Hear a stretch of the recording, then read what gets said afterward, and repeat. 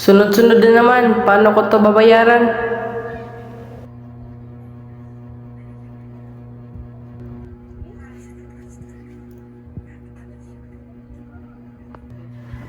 Kulang na kulang.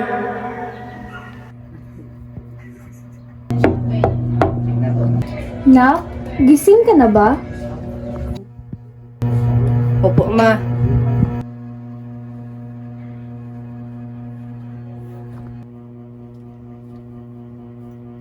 Anak, kumain ka muna bago ka mag-isip ng problema.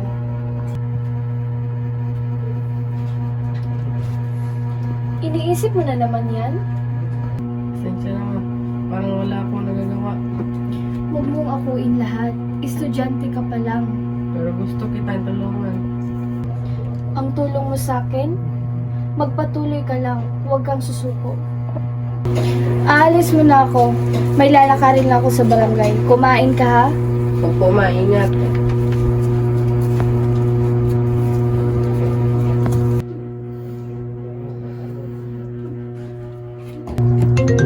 Unknown caller.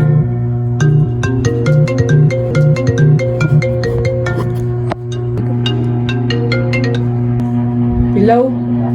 Bro, kamusta? May alam akong racket dito. Mabilis lang. Easy money. Easy money?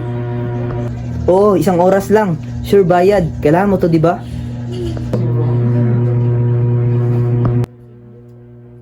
Minsan, ang tukso dumarating sa oras na pinakakailangan natin ng sagot. Saan tayo makikita? Sa kanto, ngayon na.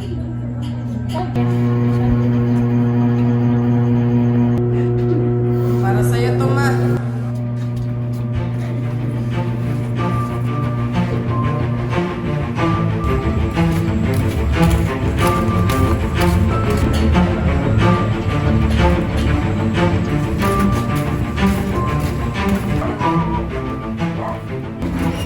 Oy, dito bro. Ano ba yung sinasabi ng Sandre?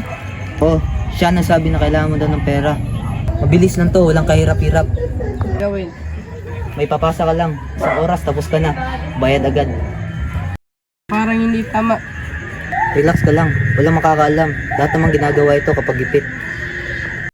Kapag nahaharap tayo sa hirap, minsan ang maling daan ang unang magiging sagot.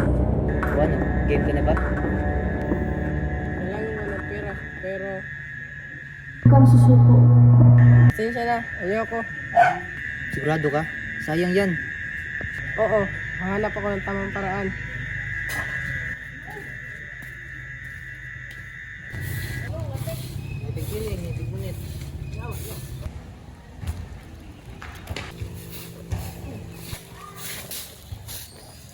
Hoy, Sam! Halika rito! Ano to? Minat drive. Para nito sa barangay at kalikasan. Sige, sasali ako.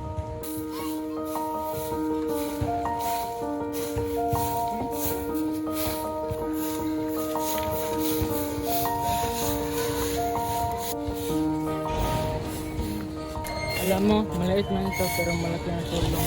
Maganda pala sa karamdam kapag tama ang ginagawa. Hindi madali ang tama, pero worth it. Ang paninindigan ay nagsisimula sa simpleng pagpili ng tama araw-araw.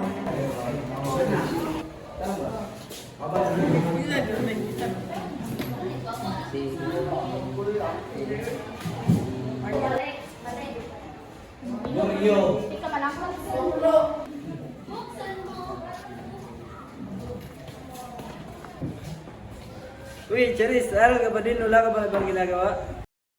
Tatapusin lang ako. Kaya ka walang kaibigan, puro ka libro. Guys, Pakibalik naman. Hindi na tama yan. May tutulong ba? Hanap ko ng paraan.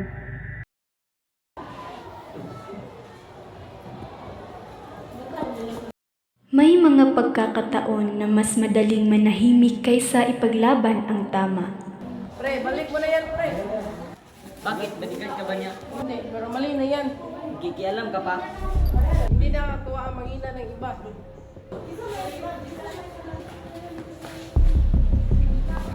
Tama na, sobra na yan. Respeto lang naman kailangan. Hindi na nga, joke lang.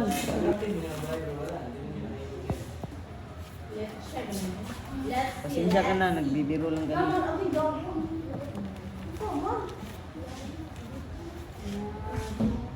Salamat.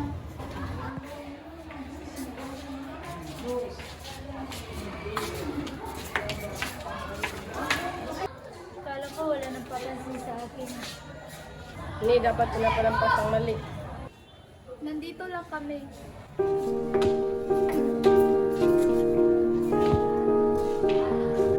Ang panindigan ay nagsisimula sa simpleng pagpili na tumayo para sa iba.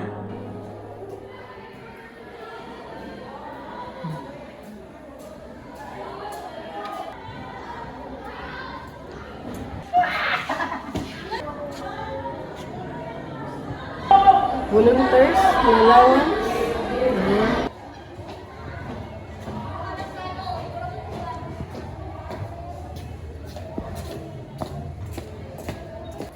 Wisdom, kita mo rin. Walang daw sila nagtutulong para sa program bukas. May service hours ka na. May konting allowance pa.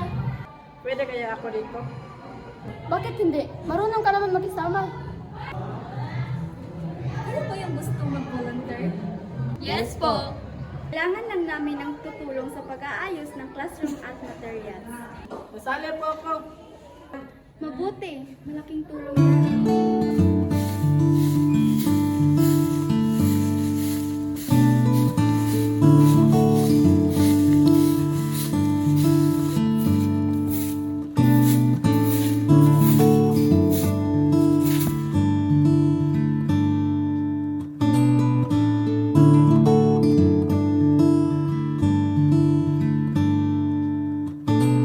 Kita mo, nakakapagod pero masaya. Oo nga, parang mas may halaga.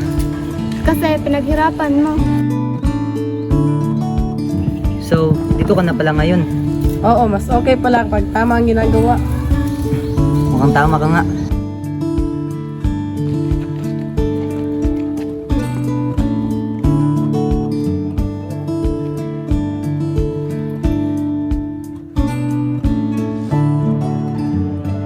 Salamat sa pagtulong ninyo.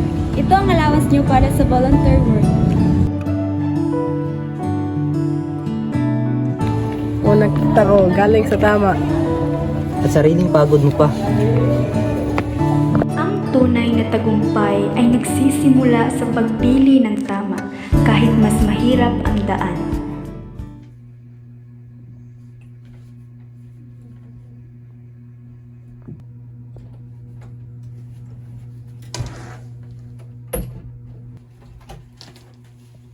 Anak, ba't ang tagal mo?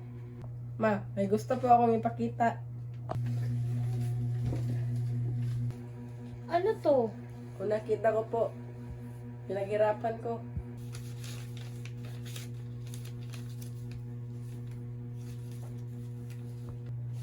Anak, ipinagmamalaki kita. Hindi dahil sa pera, kundi sa desisyon mo.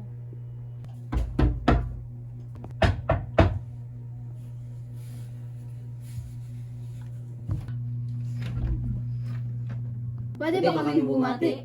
Halika kayo.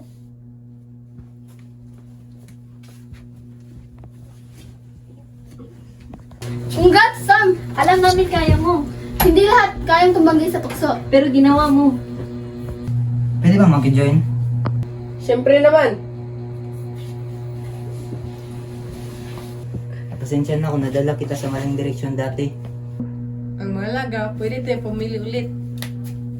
Ang paninindigan ay hindi lamang tungkol sa isang desisyon. Ito ay pagpili ng tama kahit paulit-ulit kang sinusubok. Anak, kahit mahirap man tayo, basta marangal ang pamumuhay natin, sapat na. Opo, ma. Mas masarap pala ang tagumpay kapag malinis ang konsensya.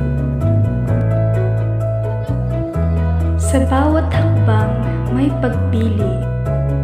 At sa pagpiling iyon, nabubuo ang ating pagkatao.